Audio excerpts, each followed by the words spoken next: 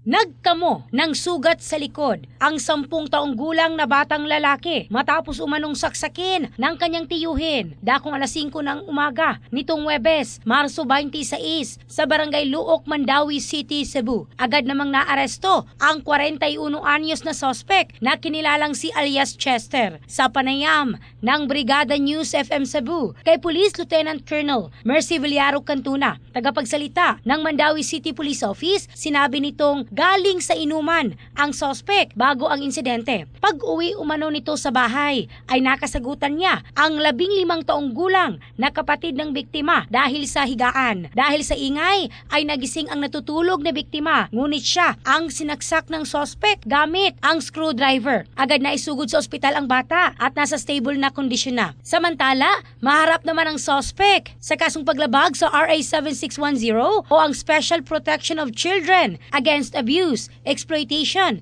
and Discrimination Act. In the heart of changing lives, ako si Michelle Craste ng Brigada News Philippines, the Music and News Authority.